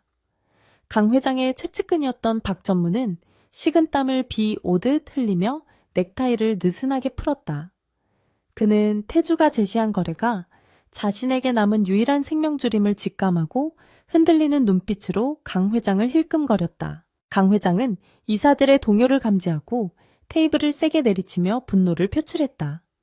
그녀는 이 모든 자료가 조작된 것이며 아들이 경영권을 탈취하기 위해 어머니를 모함하는 폐륜을 저지르고 있다고 소리쳤다. 그녀의 카리스마는 여전히 강력해서 몇몇 이사들은 다시 고개를 숙이며 눈치를 살폈다. 그녀는 태주의 사생활 문제를 거론하며 도덕성 결여를 공격하기 시작했다. 그녀는 태주가 법적인 조강지처를 벌이고 천한 여자와 놀아나며 회사의 명예를 실추시켰다고 비난했다. 그녀의 전략은 태주를 부도덕한 인간으로 몰아세워 이사들에게 해임의 명분을 주는 것이었다. 이사들은 다시 웅성거리며 태주의 여자 문제에 대해 수군거리기 시작했다. 대한민국 재계에서 오너 리스크 중 가장 치명적인 것이 바로 여자 문제였기 때문이다. 태주는 어머니의 공격을 예상했다는 듯 피식 웃으며 비서에게 다음 슬라이드를 넘기라고 손짓했다. 화면에는 최미영이 자필로 쓴 진술서와 그녀가 강 회장의 차명 계좌로부터 돈을 받은 입출금 내역이 확대되어 나타났다. 그리고 스피커를 통해 최미영의 떨리는 목소리가 녹음된 파일이 재생되기 시작했다. 녹음 파일 속에서 최미영은 강 회장의 사주를 받아 5년 전 태주의 신분증을 훔치고 혼인신고를 조작했다고 울먹이며 자백하고 있었다. 그녀는 강 회장이 자신에게 약속한 돈과 신분 세탁 그리고 태주를 감시하라는 지시 내용까지 낱낱이 털어놓았다. 회의실은 충격에 휩싸였고 이사들은 경악한 표정으로 강 회장을 쳐다보았다. 태주는 마이크를 잡고 이것이 단순한 스캔들이 아니라 그룹 회장이 주도한 조직적인 범죄 행위라고 차갑게 정의했다. 그는 어머니가 아들의 인생을 담보로 사기를 쳤으며 그 과정에서 회사의 자금을 횡령하여 범죄자에게 지급했다고 지적했다. 이것은 명백한 업무상 배임이자 횡령으로 회장 자격 박탈은 물론 형사처벌 대상이었다. 강 회장의 얼굴은 핏기가 완전히 사라져 하얗게 질렸지만 그녀는 끝까지 오리발을 내밀었다. 그녀는 그 여자가 태주에게 매수되어 거짓말을 하고 있는 것이라고 악을 쓰며 발악했다. 하지만 스크린에 떠있는 자금 추적 경로는 너무나 명확해서 그 누구도 부인할 수 없는 증거였다. 그때 박 전무가 결심한 듯 자리에서 천천히 일어났고 모든 시선이 그에게 쏠렸다. 그는 떨리는 목소리지만 분명하게 강 회장의 해임안을 긴급 발의하겠다고 선언했다. 그는 더 이상 범죄 혐의가 있는 회장 밑에서 경영을 지속할 수 없으며 주주들의 이익을 보호해야 한다고 주장했다. 강 회장은 믿었던 도끼에 발등을 찍힌 듯 박 전무를 노려보며 배신자라고 고래고래 소리를 질렀다. 하지만 박 전무의 발언은 둑이 터지듯 다른 이사들의 연쇄적인 동조를 이끌어냈다. 그들은 침몰하는 배에서 탈출하기 위해 앞다투어 태주의 편에 서서 강 회장을 비난하기 시작했다. 태주는 그 추악한 광경을 무표정하게 지켜보며 권력의 비정함을 다시 한번 뼈저리게 느꼈다. 어제까지만 해도 강 회장에게 충성을 맹세하던 사람들이 자신의 안위를 위해 순식간에 주인을 물어뜯는 하이에나로 돌변해 있었다. 그는 어머니가 평생을 바쳐 지켜온 권력이 얼마나 허망한 모래성인지 확인했다. 결국 즉석에서 이루어진 표결 결과 압도적인 찬성으로 강 회장의 대표이사 직무정지 및 해임안이 가결되었다. 의사봉이 두드려지는 소리가 회의실에 울려 퍼지는 순간 강 회장은 다리에 힘이 풀려 의자에 주저앉았다. 그녀는 멍한 눈으로 허공을 응시하며 자신의 왕국이 무너져 내리는 소리를 듣고 있었다. 태주는 자리에서 일어나 어머니에게 다가가 정중하게 고개를 숙여 인사했다. 그는 이것이 자신이 할 수 있는 마지막 효도이며 더 큰 불명예를 당하기 전에 스스로 물러나시라고 조용히 권유했다. 강 회장은 태주의 뺨을 올려붙이려 손을 들었지만 허공에서 멈추고 부들부들 떨기만 했다. 그녀는 눈물을 흘리며 태주에게 네가 어떻게 나한테 이럴 수 있냐고 원망 섞인 저주를 퍼부었다. 태주는 어머니의 눈물을 보며 가슴 한구석이 아려왔지만 흔들리지 않고 경호원들을 불렀다. 그는 전 회장님을 댁으로 모시라고 지시했고 건장한 경호원들이 들어와 강 회장을 양쪽에서 부축했다. 강 회장은 끌려나가면서도 태주를 향해 너는 내 아들이 아니라고 소리치며 절규했다. 회의실 문이 닫히고 그녀의 목소리가 사라지자 방 안에는 무거운 정적만이 남았다. 태주는 깊은 한숨을 내쉬며 넥타이를 풀었고 승리의 기쁨보다는 씁쓸한 패배감이 온몸을 감쌌다. 그는 이사들을 향해 앞으로 그룹의 모든 경영은 투명하게 이루어질 것이며 이번 사태에 연루된 임원들은 그에 상응하는 책임을 져야 할 것이라고 경고했다. 이사들은 태주의 섯을 퍼런 눈빛에 압도되어 아무 말도 못하고 고개를 끄덕였다. 태주는 그들에게 비자금 장부를 검찰에 넘기지 않는 조건으로 전원사표를 제출하고 경영일선에서 물러날 것을 요구했다. 이것은 그룹을 완전히 물갈이하기 위한 태주의 치밀한 계획의 마지막 단계였다. 이사들은 울며 겨자 먹기로 태주의 요구를 받아들일 수밖에 없었고 태주는 단 하루 만에 그룹의 정원을 장악하게 되었다. 그는 피 한 방울 흘리지 않았지만 그 어떤 전쟁보다 치열하고 잔혹한 승리를 거두었다. 회의가 끝나고 텅 빈 회의실에 홀로 남은 태주는 창밖을 내려다보며 서연에게 전화를 걸었다. 신호음이 몇 번 울리기도 전에 서연이 전화를 받았고 그녀의 걱정스러운 목소리가 들려왔다. 태주는 목이 메어 잠시 말을 잇지 못하다가 이제 다 끝났다고 작게 속삭였다. 서연은 수화기 너머로 안도의 한숨을 내쉬며 그동안 고생했다고 태주를 위로했다. 태주는 그녀의 목소리를 듣자 긴장이 풀리며 다리에 힘이 풀려 의자에 주저앉았다. 그는 자신이 괴물이 되지 않고 인간으로 남을 수 있었던 것은 오직 서연 덕분이었다고 생각했다. 하지만 아직 해결해야 할 마지막 과제가 남아 있었다. 법적으로 묶여있는 가짜 결혼 관계를 청산하고 최미영을 처리하는 일이었다.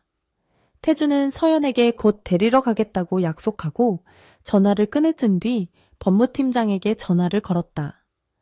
그는 최미영과의 혼인 무효 소송을 즉시 진행하고 그녀를 사기 및 사문서 위조 혐의로 고소하라고 지시했다. 그때 비서실장이 들어와 검찰청에서 강 회장에 대한 소환장이 발부되었다는 속보를 전했다. 태주가 흘린 정보는 아니었지만 강 회장의 실각 소식을 들은 경쟁사나 정적들이 발 빠르게 움직인 결과였다.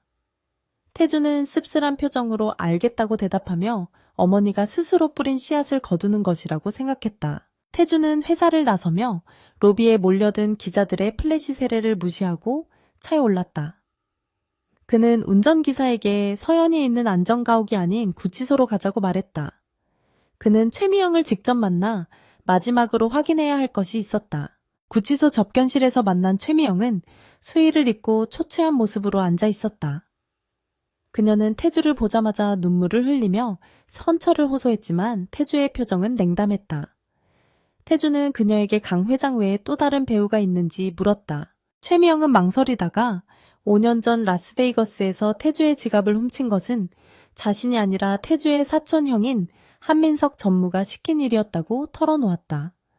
강 회장은 그 사실을 나중에 알고 덮기 위해 일을 키운 것이지 처음부터 기획한 것은 아니라는 충격적인 진실이었다. 태주는 주먹을 꽉 쥐며 또 다른 적의 존재를 확인했다. 한민석은 태주의 자리를 호시탐탐 노리던 라이벌로 겉으로는 사람 좋은 척하며 뒤에서 칼을 갈고 있었던 것이다. 태주는 이 싸움이 아직 완전히 끝나지 않았음을 직감하며 자리에서 일어났다.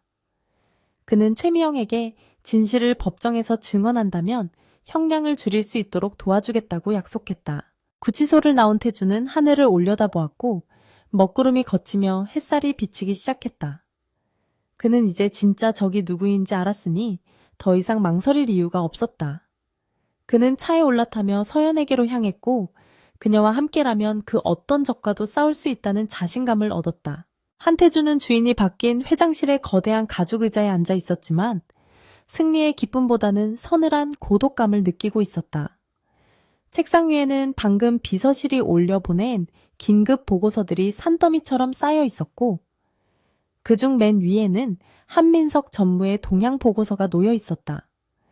태주는 최미영의 자백을 통해 자신의 사촌 형인 민석이 5년 전 라스베이거스 사건의 최초 설계자임을 알게 된 후 그를 예의주시하고 있었다. 집무실의 육중한 문이 열리고 한민석 전무가 특유의 사람 좋은 미소를 지으며 들어왔다.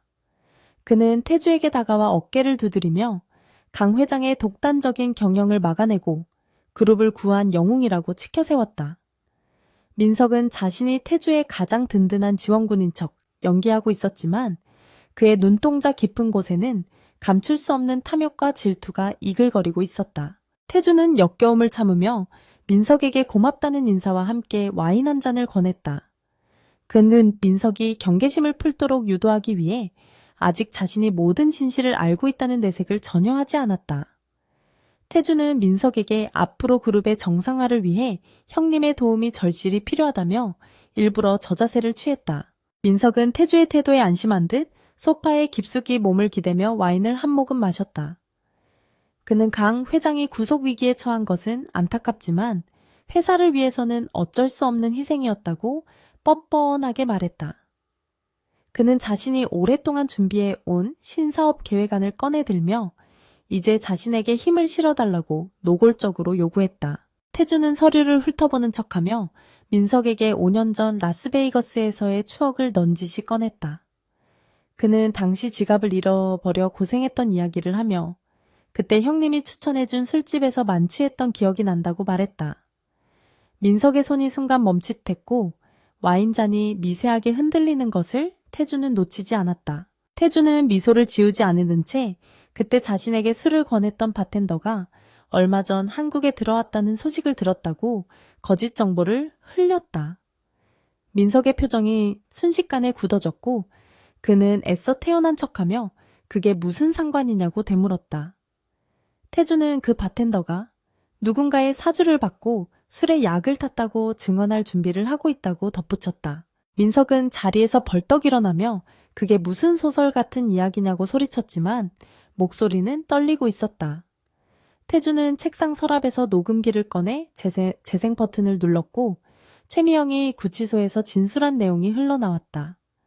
한민석이 도박빚을 탕감해주는 조건으로 최미영에게 태주의 신분증을 훔치라고 지시했다는 명백한 증언이었다. 태주는 차갑게 식은 눈으로 민석을 올려다보며 형님은 내가 회장이 되는 것을 막기 위해 내 인생을 송두리째 망가뜨리려 했다고 말했다. 강 회장은 그 판을 나중에 알고 이용했을 뿐 처음부터 태주를 시궁창에 밀어넣은 것은 바로 혈육이라고 믿었던 사촌형이었다.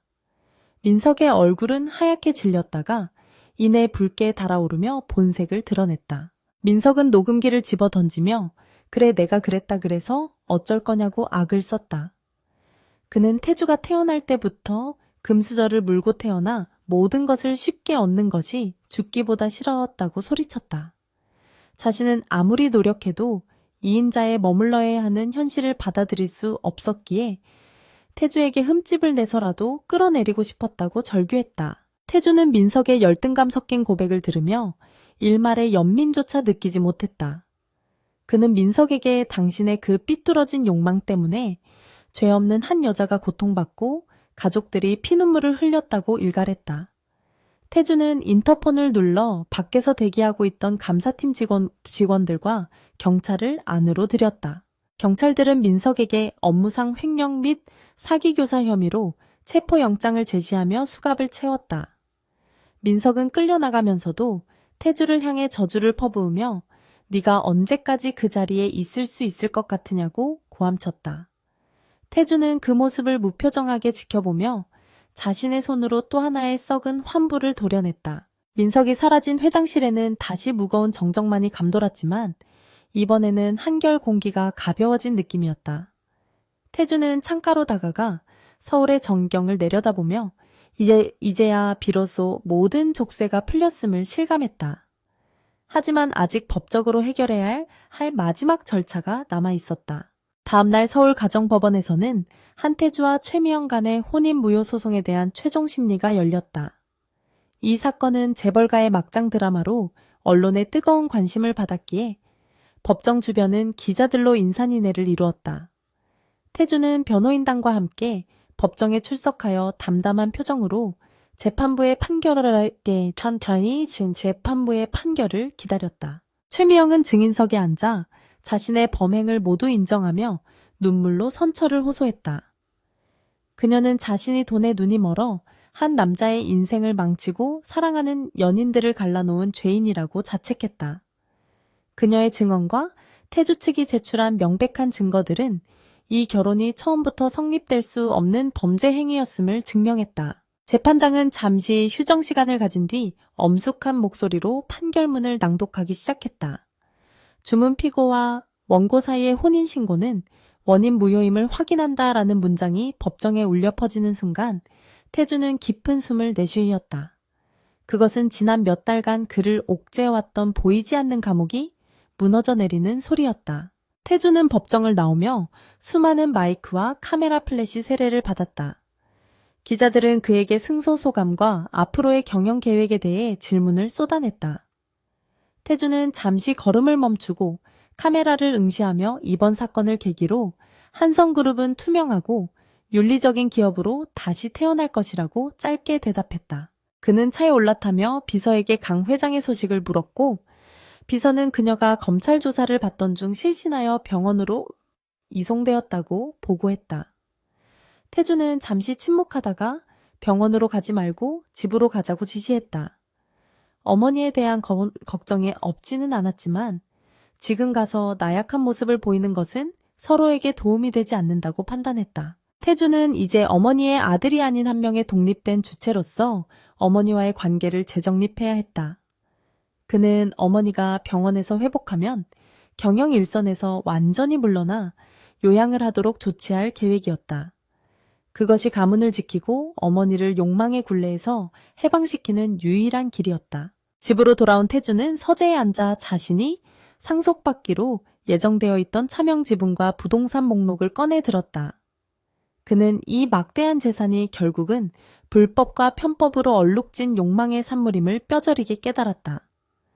그는 변호사를 불러 이 모든 자산을 사회에 환원하고 공익재단을 설립하겠다는 뜻을 밝혔다. 변호사는 태주의 결정에 깜짝 놀라며 경영권 방어에 문제가 생길 수 있다고 만류했다.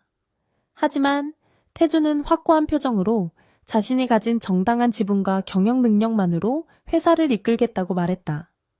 그는 더 이상 돈과 권력으로 사람을 지배하는 것이 아니라 신뢰와 존경으로 리더십을 발휘하고 싶었다.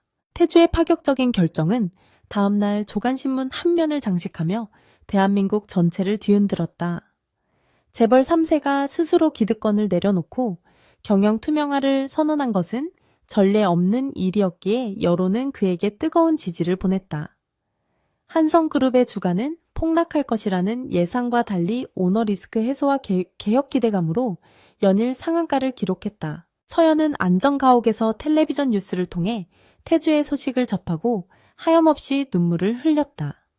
그녀는 태주가 자신과의 약속을 지키기 위해 그리고 올바른 길을 가기 위해 얼마나 큰 결단을 내렸는지 알 수 있었다. 그녀는 이제 자신이 숨어있을 이유가 없다는 것을 깨닫고 짐을 꾸리기 시작했다.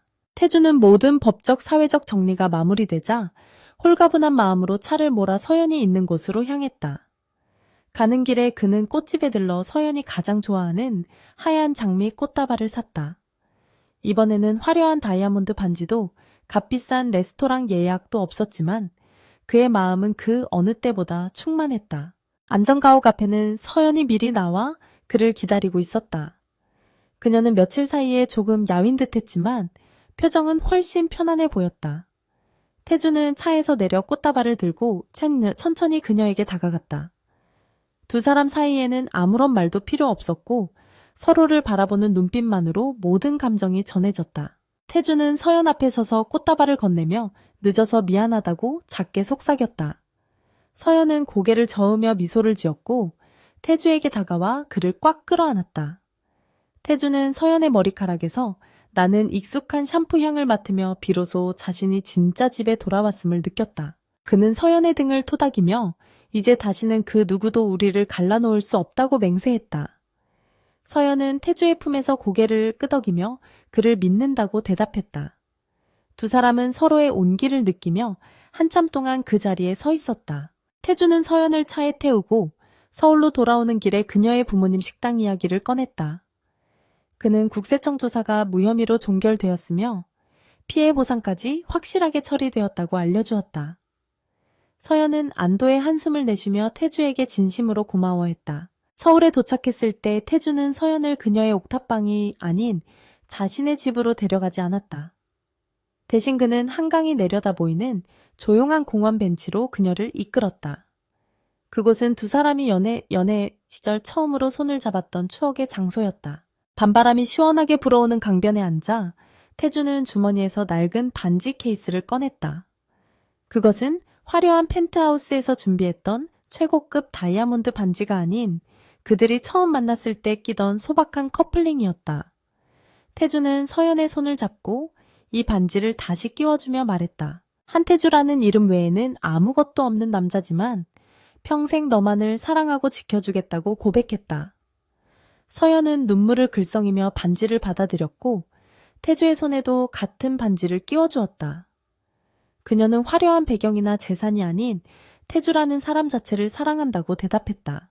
두 사람은 서로를 마주보며 웃었고 그 웃음 속에는 지난 시련을 함께 이겨낸 연인들만이 공유할 수 있는 깊은 신뢰와 애정이 담겨 있었다. 멀리서 들려오는 도시의 소음조차 두 사람에게는 평화로운 배경음악처럼 들렸다. 태주는 서연의 손을 잡고 일어나며 이제 집으로 가자고 말했다. 그 집은 차가운 대리석으로 지어진 성이 아니라 두 사람이 함께 만들어갈 따뜻한 보금자리를 의미했다. 서연은 환하게 웃으며 고개를 끄덕였고 두 사람은 나란히 발을 맞추어 걸어갔다. 다음날 아침 태주는 평소보다 일찍 눈을 떴다. 옆자리에는 서연이 곤히 잠들어 있었고 창밖으로는 맑은 햇살이 쏟아지고 있었다. 그는 침대에서 조심스럽게 일어나 샤워를 하고 출근 준비를 했다. 거울 속에 비친 그의 얼굴은 더 이상 피로와 분노에 찌든 모습이 아닌 활기차고 자신감 넘치는 모습이었다. 그는 부엌으로 가서 서투른 솜씨로 아침 식사를 준비했다.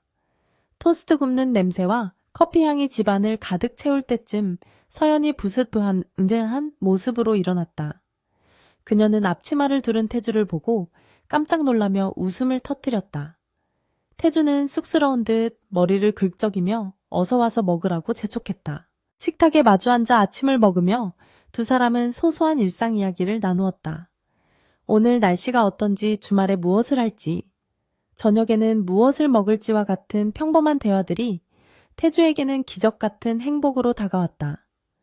그는 이런 평범한 행복을 지키기 위해 그토록 치열하게 싸웠음을 다시 한번 확인했다. 출근길에 태주는 병원에 있는 어머니에게 들르기로 마음먹었다. 그는 이제 승자의 여유를 가지고 어머니를 용서할 준비가 되어 있었다. 병실 문을 열고 들어서자 강 회장은 창밖을 멍하니 바라보고 있었다. 그녀는 태주를 보고 흠칫 놀랐지만 이내 고개를 돌렸다. 태주는 침대 옆 의자에 앉아 어머니의 손을 잡았다.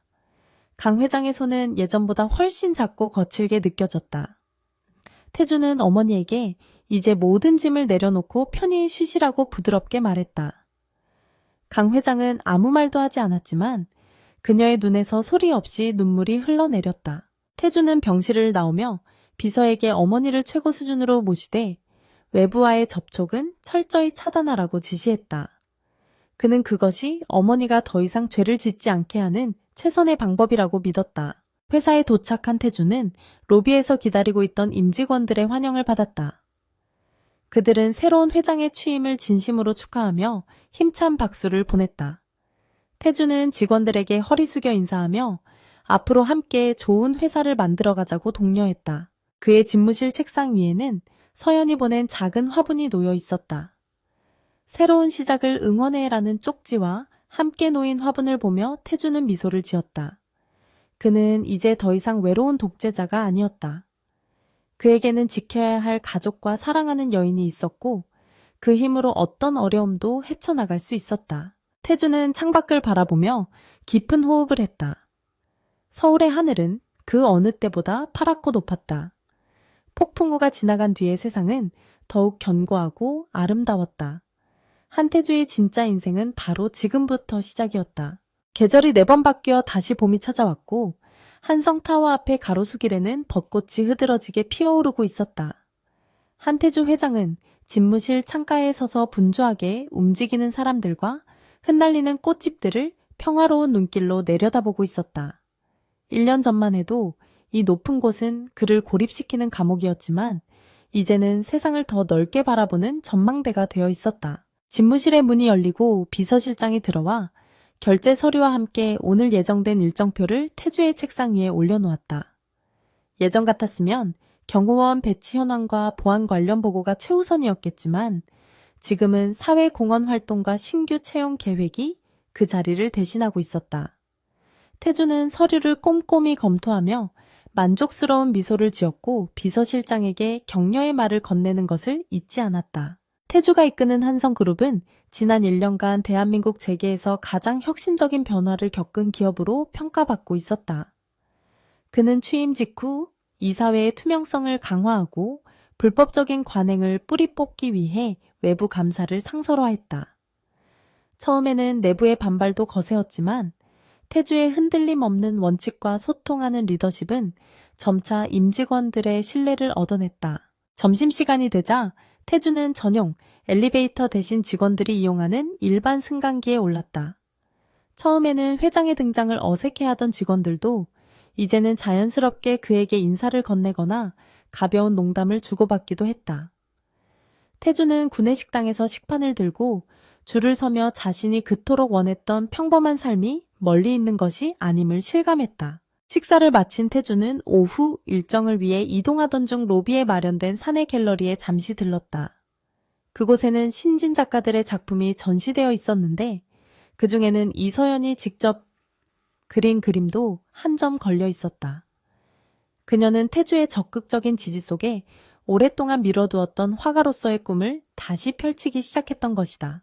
그림 속에는 폭풍우가 치는 바다 위를 날아가는 한 쌍의 새가 그려져 있었고 그 아래에는 자유를 향한 비행이라는 제목이 붙어 있었다. 태주는 그 그림 앞에 한참을 서서 지난날 두 사람이 겪었던 시련과 그것을 극복해낸 과정을 회상했다. 그림 속의 새들처럼 그들은 거친 파도를 넘어 비로소 잔잔한 수평선에 도달해 있었다. 오후에는 서울교회에 위치한 요양병원으로 향하는 채 몸을 실었다. 그곳에는 경영일선에서 물러난 강 회장이 외부와 단절된 채 치료와 요양을 병행하며 지내고 있었다. 태주는 매주 한 번씩 어머니를 찾아갔지만 그 발걸음이 항상 가벼운 것만은 아니었다. 병실 문을 열고 들어서자 강 회장은 휠체어에 앉아 창밖의 정원을 멍하니 바라보고 있었다. 그녀는 뇌졸중 후유증으로 인해 거동이 불편했고 말수도 급격히 줄어든 상태였다. 태주가 다가가 어깨를 감싸자 그녀는 천천히 고개를 돌려 아들을 바라보았다. 강 회장의 눈빛에서는 예전의 도끼나 오만함은 찾아볼 수 없었고 오직 늙고 병든 노인의 회한만이 남아있었다. 태주는 어머니의 무릎 담요를 덮어주며 회사의 근황과 자신의 결혼 준비 소식을 조심스럽게 전했다. 서연의 이름을 꺼낼 때 어머니의 눈동자가 잠시 흔들렸지만 그녀는 아무런 반대도 하지 않았다. 태주는 어머니의 손을 잡고 자신이 행복하다는 것을 보여주는 것이 최고의 효도라고 생각했다. 강 회장은 떨리는 손을 들어 태주의 볼을 어루만졌고 아주 작은 목소리로 미안하다라고 속삭였다. 태주는 그 한마디에 가슴 속에 남아있던 마지막 앙금까지 모두 씻겨 내려가는 듯한 기분을 느꼈다. 병원을 나서는 길에 태주는 라디오 뉴스에서 한민석 전 전무의 상고심 판결 소식을 들었다. 대법원은 그의 횡령 및 사기교사 혐의를 인정하여 징역 7년의 실형을 확정했다. 태주는 그 소식을 들으며 정의가 실현되었다는 안도감과 함께 피를 나눈 형제의 몰락에 대한 씁쓸함을 동시에 느꼈다. 하지만 그는 과거에 얽매여 현재를 낭비할 생각이 추호도 없었다. 그는 차를 돌려 서연이 운영하는 작은 아틀리에로 향했다. 오늘은 두 사람의 결혼식을 하루 앞둔 날이었고 마지막으로 점검해야 할 것들이 남아있었다. 서연의 아틀리에는 따뜻한 조명과 향긋한 커피 향으로 가득 차 있었고 그녀는 작업용 앞치마를 두른 채 그림 마무리에 열중하고 있었다. 태주는 문가에 서서 그녀의 집중하는 뒷모습을 바라보며 자신이 세상에서 가장 아름다운 풍경을 보고 있다고 생각했다. 서연은 인기척을 느끼고 뒤를 돌아보았고 환한 미소로 그를 반겼다. 두 사람은 아틀리에 구석에 마련된 작은 테이블에 앉아 내일 있을 결혼식 식순을 확인했다. 그들은 화려한 호텔 예식 대신 서연의 부모님 식당 근처에 있는 작은 야외 성당에서 혼례를 올리기로 했다. 하객은 양가 친척과 정말 가까운 지인들로만 최소화하여 소박하지만 진정성 있는 예식을 치르기로 합의했다. 서연은 태주에게 어머니를 뵙고 오는 길이냐고 물었고 태주는 고개를 끄덕이며 어머니가 전한 사과의 말을 들려주었다. 서연은 태주의 손을 잡으며 그를 위로했고 시간이 지나면 어머니도 진심으로 우리를 축복해 주실 날이 올 것이라고 말했다. 태주는 서연의 넓은 마음씨에 다시 한번 감동하며 그녀를 품에 안았다. 다음날 아침 맑고 푸른 하늘 아래 작은 성당의 종소리가 은은하게 울려 퍼졌다. 성당 마당에는 하얀 의자들이 놓여 있었고 50여 명의 하객들이 따뜻한 박수로 신랑 신부의 입장을 기다리고 있었다.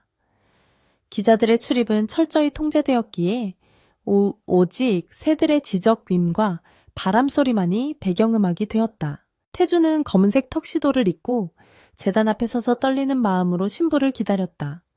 1년 전 화려한 펜트하우스에서 겪었던 끔찍한 악몽과는 비교할 수 없을 만큼 평화롭고 성스러운 순간이었다. 곧이어 성당 문이 열리고 서연이 아버지의 손을 잡고 수줍은 모습으로 나타났다. 서연은 화려한 비즈나 보석 장식 없는 심플한 실크 드레스를 입고 있었지만 그 어떤 보석보다 빛나 보였다.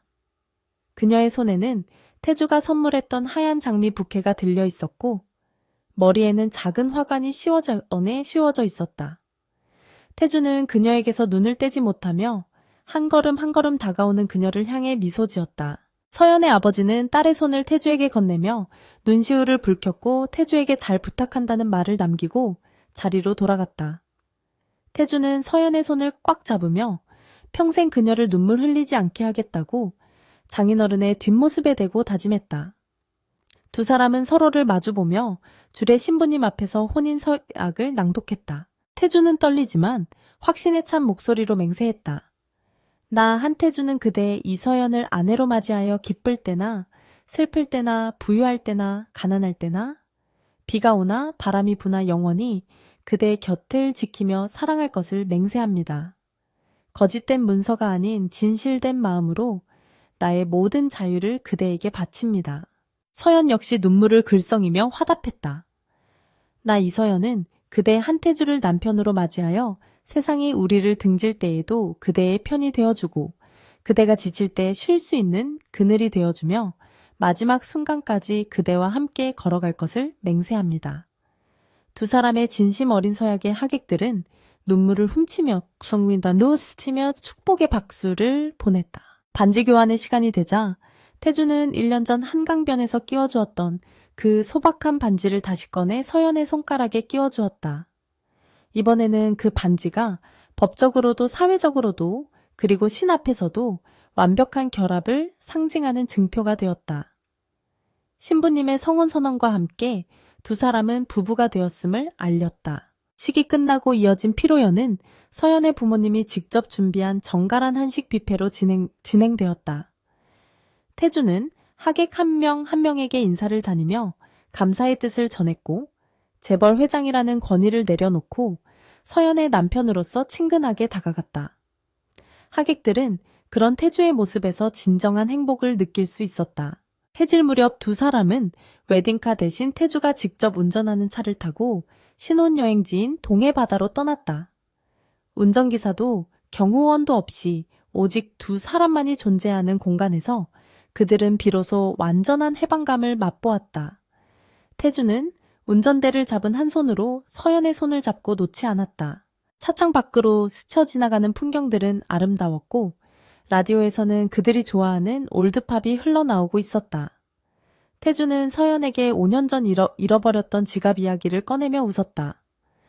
그때는 그 사건이 자신의 인생을 망친 불행이라고 생각했지만 돌이켜보면 그것이 시련을 통해 서연과의 사랑을 더 단단하게 만들어준 계기가 된 것 같다고 말했다. 서연은 태주의 말에 동의하며 우리가 겪은 모든 아픔이 헛되지 않았음을 확인했다. 그녀는 태주에게 앞으로 닥칠 어떤 어려움도 이제는 두렵지 않다고 말했다. 그들에게는 서로라는 가장 강력한 무기와 방패가 있었기 때문이었다. 밤바다에 도착한 두 사람은 신발을 벗고 모래사장을 걸으며 밤하늘의 별을 올려다보았다. 파도 소리가 두 사람의 발걸음 소리를 덮어주었고 차가운 바닷바람이 그들의 뜨거운 볼을 식혀주었다. 태주는 서연을 멈춰 세우고 그녀의 눈을 깊이 들여다보았다. 고마워 나를 포기하지 않아줘서. 그리고 나를 진짜 한태주로 살게 해줘서. 태주의 고백에 서연은 환하게 웃으며 대답했다. 사랑해. 어제의 당신도 오늘의 당신도 그리고 내일의 당신도. 두 사람은 달빛 아래서 입을 맞추었고 그 순간 세상의 시간은 멈춘 듯했다. 멀리서 등대 불빛이 주기적으로 깜빡이며 그들의 미래를 비추고 있었다. 그것은 화려하지 않지만 꺼지지 않는 빛이었고 폭풍우 속에서도 길을 잃지 않게 해주는 이정표와 같았다. 다음날 아침 태주와 서연은 바다가 보이는 숙소의 테라스에서 함께 일출을 맞이했다. 수평선 너머로 붉은 해가 떠오르며 세상을 밝게 비추기 시작했다. 태주는 떠오르는 태양을 바라보며 자신 앞에 펼쳐진 새로운 하루가 설레었다. 그는 이제 더 이상 누군가가 써준 대본대로 살아가는 꼭두각시가 아니었다. 그는 자신의 의지로 사랑을 선택했고 자신의 힘으로 운명을 개척했다. 그는 서연의 어깨를 감싸 안으며 나지막이 말했다. 이제 가자. 우리만의 이야기를 쓸어. 서연은 태주의 허리를 감싸 안으며 고개를 끄덕였다. 두 사람은 서로의 온기를 느끼며 새로운 아침을 향해 힘차게 발걸음을 내디뎠다. 그들의 뒤로 길게 늘어선 그림자가 하나로 합쳐져 있었고 앞에는 끝없이 펼쳐진 자유로운 세상이 기다리고 있었다. 한태주와 이서연 두 사람의 진짜 이야기는 바로 지금 끝이 아닌 시작이라는 단어와 함께 다시 쓰이고 있었다. 그들이 함께 걸어갈 길에는 가끔 비바람도 불고 눈보라도 치겠지만 맞잡은 두 손을 놓지 않는 한 그 길은 언제나 꽃길일 것이다. 3년 후 한성그룹 본사 1층 로비에는 작은 어린이집이 새로 문을 열었다. 직원들의 육아 부담을 덜어주기 위해 한태주 회장이 직접 지시하여 만든 최고급 시설이었다. 점심시간이 되자 태주는 어린이집으로 내려가 창문 너머로 아이들이 뛰어노는 모습을 흐뭇하게 바라보았다. 그때 아빠봄 하는 힘찬 목소리와 함께 3살 배기 남자아이 하나가 태주를 향해 아장아장 달려왔다. 태주는 활짝 웃으며 아이를 번쩍 안아 올렸다. 아이의 눈은 태주를 닮았고 웃는 인매는 서연을 쏙 빼닮아 있었다. 뒤이어 서연이 조금 부른 배를 감싸 안으며 천천히 걸어왔다. 그녀는 여전히 아름다운 미소를 지으며 태주와 아이를 바라보았다. 태주는 한 손으로는 아이를 안고 다른 한 손으로는 서연의 손을 잡았다. 주변의 직원들이 회장 가족의 행복한 모습을 보며 인사를 건넸고 태주는 정중하게 화답했다. 그에게 있어 한성그룹의 회장이라는 직함보다 더 자랑스러운 것은 한 여자의 남편이자 아이들의 아버지라는 이름이었다. 태주는 가족들과 함께 햇살이 쏟아지는 공원을 향해 걸어갔다. 그의 뒷모습에서는 더 이상 고독이나 중압감을 찾아볼 수 없었다. 그곳에는 오직 사랑으로 가득 찬 진정한 의미의 성공한 남자가 있을 뿐이었다. 진정한 자유란 혼자 서는 것이 아니라 소중한 사람들과 함께 걸어갈 수 있는 용기임을 그는 이제 완벽하게 이해하고 있었다.